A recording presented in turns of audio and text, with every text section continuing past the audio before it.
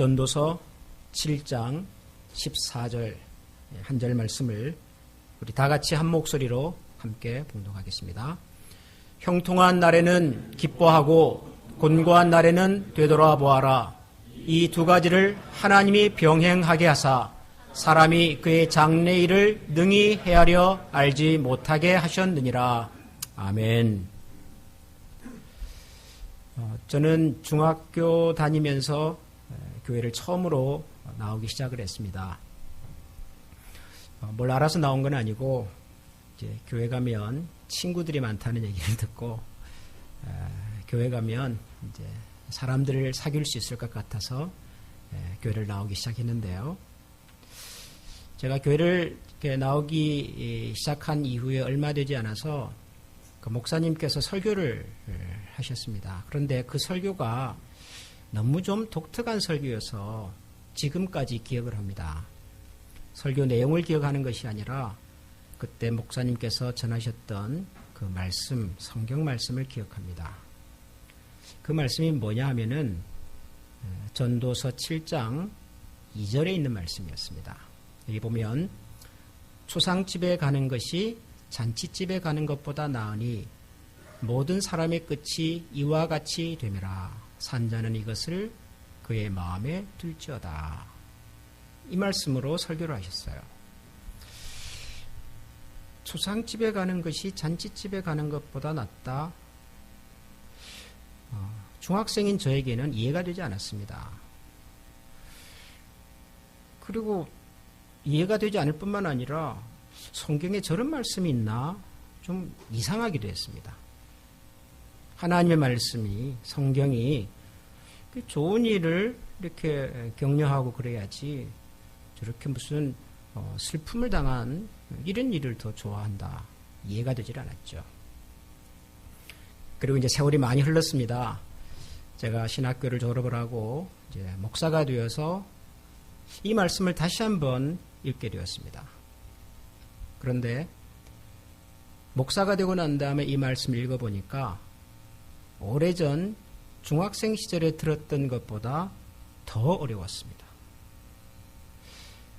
초상집에 가는 것이 잔치집에 가는 것보다 낫다라는 말씀을 듣는 것도 어려웠지만 이해가 안 되니까요.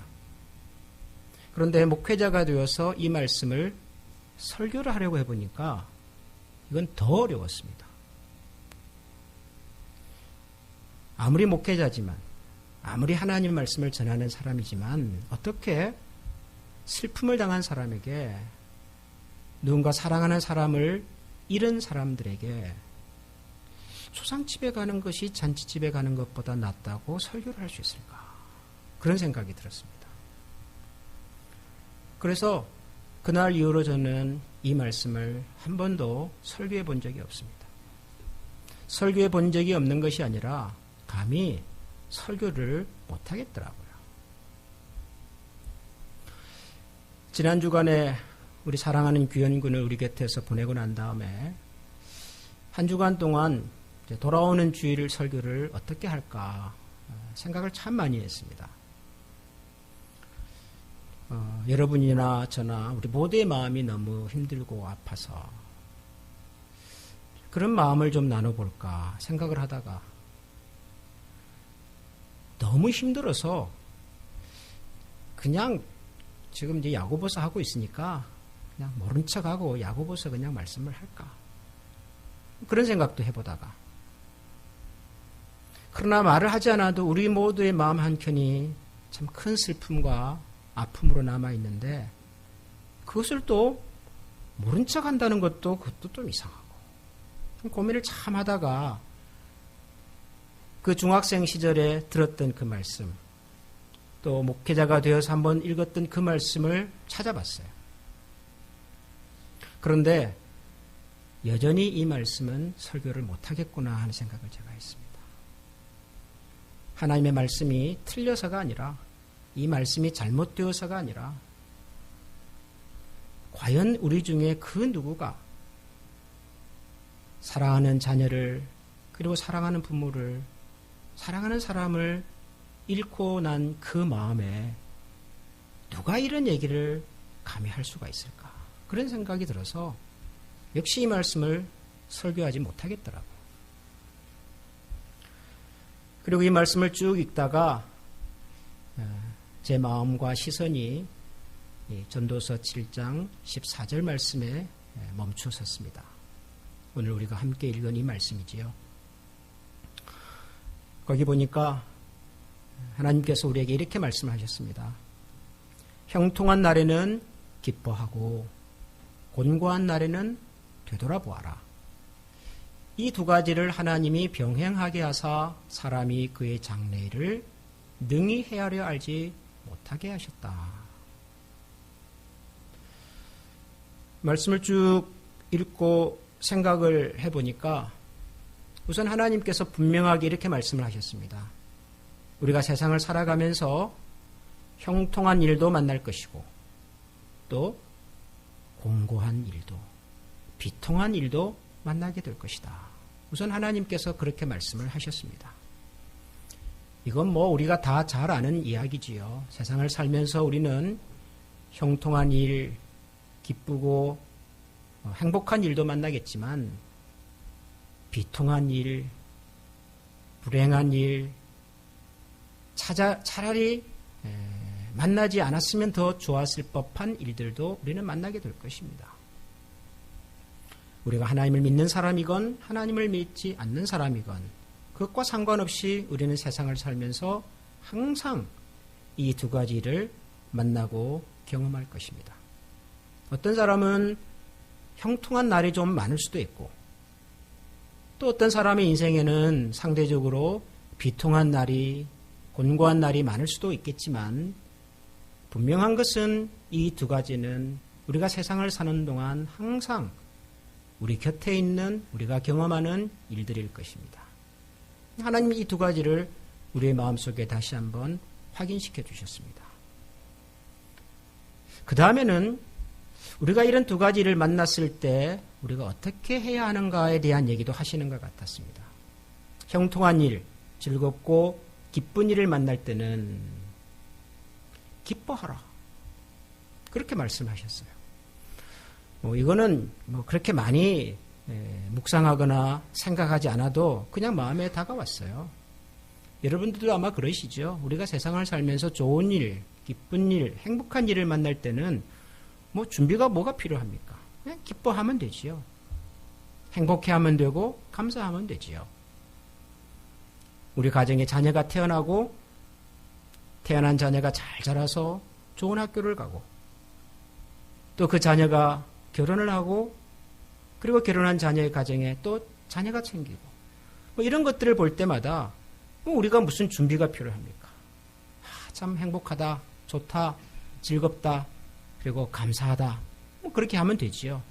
그래서 이 첫 번째 문장은 그렇게 오래 제 마음을 붙들지는 않았습니다. 근데 그 다음 내용이 제 마음을 붙들었죠. 곤고한 날에는 되돌아보아라.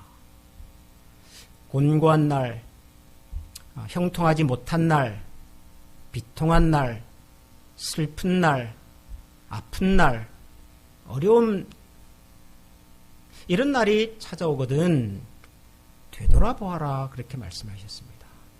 생각하라. 그런 얘기입니다. 어려운 일이 찾아올 때는 준비가 필요하구나. 곤고한 날이 찾아올 때는 마음의 준비가 필요한 거구나. 그냥 되는 게 아니구나. 어떻게 하라고요? 되돌아보라. 생각하라.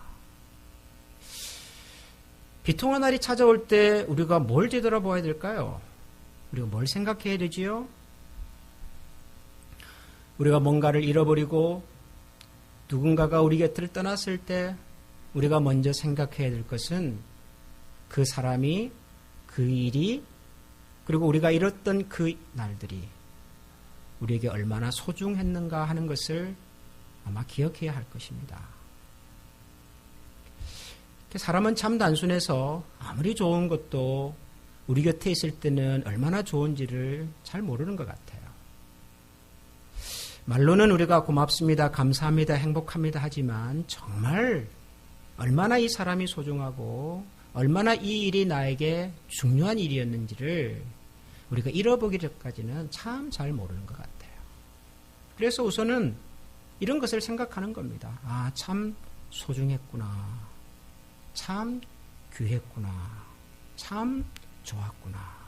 되돌아보게 되지요. 또 잃어버린 것뿐만 아니라 우리 곁을 떠난 사람뿐만 아니라 그와 더불어 살아왔던 우리 인생이 얼마나 행복하고 감사한 발걸음이었는가 하는 것도 아마 생각하게 되는 것 같아요.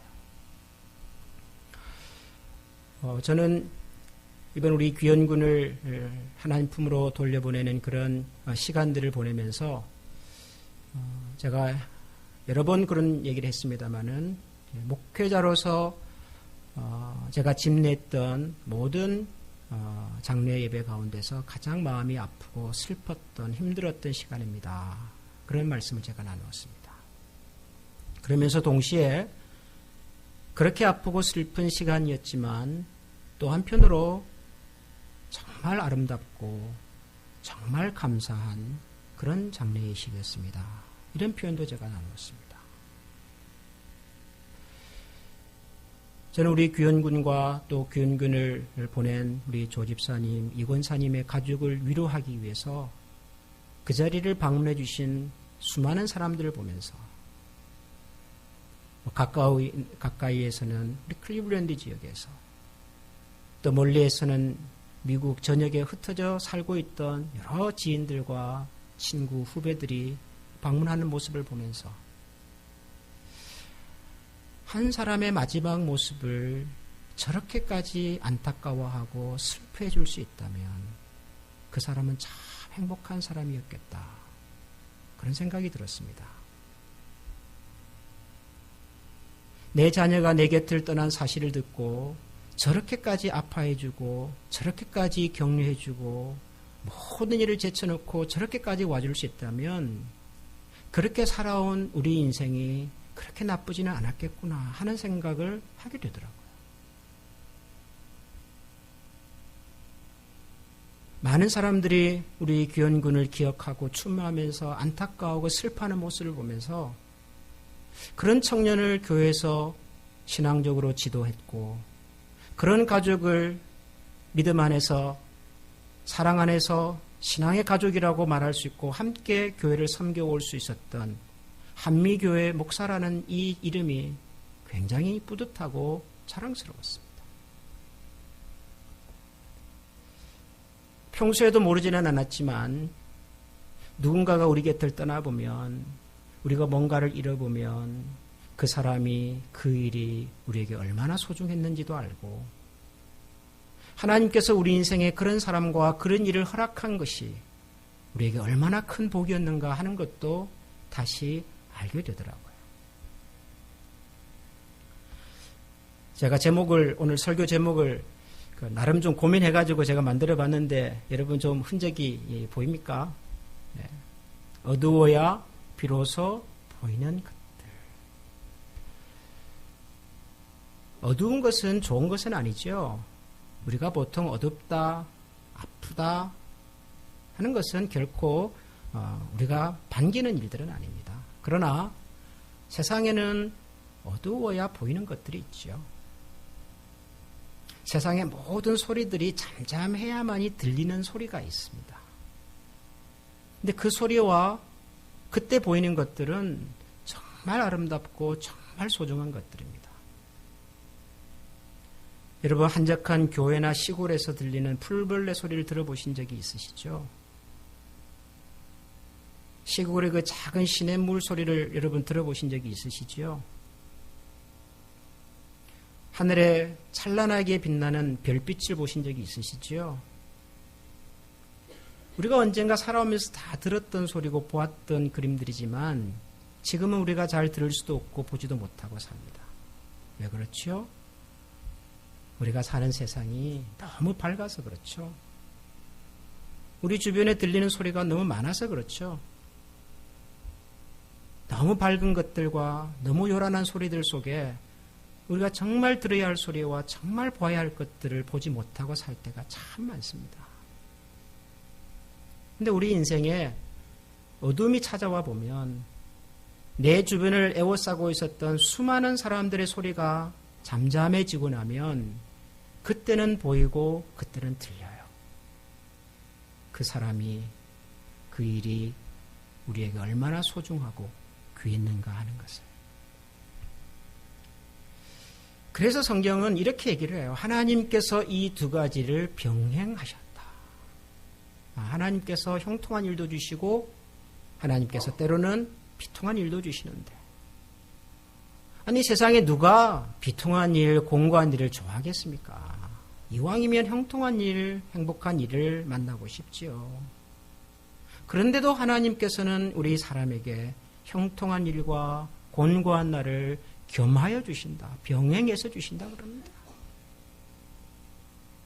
그 이유를 성경은 이렇게 얘기를 합니다. 이 두 가지를 하나님이 병행하게 하사 사람이 그의 장래일을 능히 헤아려 알지 못하게 하셨다. 하나님께서 우리에게 형통한 날도 주시고 비통한 날도 주십니다. 형통한 날을 허락하실 때는 기뻐하자고 말하고, 비통한 날 아픈 일을 만났을 때는 기억하자, 그리고 되돌아보자고 말합니다. 왜 하나님께서 형통함과 비통함을 함께 주실까? 성경은 이렇게 얘기했습니다. 이 두 가지를 병행하게 하사 사람이 그의 장래일을 능히 헤아려 알지 못하게 하셨다. 사람이 장래일을 능히 헤아려 알지 못한다, 못하게 하셨다. 여러분, 이게 무슨 얘기 같습니까? 하나님께서 사람으로 하여금 자신의 장래일을 능히 헤아려 알지 못하게 하시려고 비통함과 형통함을 병행해 주셨다 그러는데, 여러분 이게 도대체 무슨 얘기일까요? 사람이 능히 헤아려 자기 미래를 알지 못하게 했다. 사람이란 존재가 자신의 미래를 예측할 수 없다, 그런 사실을 얘기하려고 하는 말은 아닐 겁니다. 사람이 어떻게 미래를 아나요? 누가 미래를 아나요? 당연히 모르죠. 그러면 이 말은 무슨 의미일까요? 여러분, 우리 인간의 한계와 연약함을 얘기할 때 성경이 가장 대표적으로 사용하는 표현이 있습니다. 그것이 바로 우리 사람은 내일을 알 수 없는 존재, 그런 말이라고요.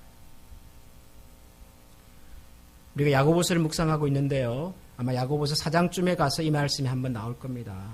참 인생은 안개와 같아서 아침에는 막 온 세상을 뒤덮을 것처럼 그렇게 거창해 보여도 조금만 시간이 지나고 나면 언제 그랬냐는 듯이 다 사라져버리는 인생이 그와 같은 것이다.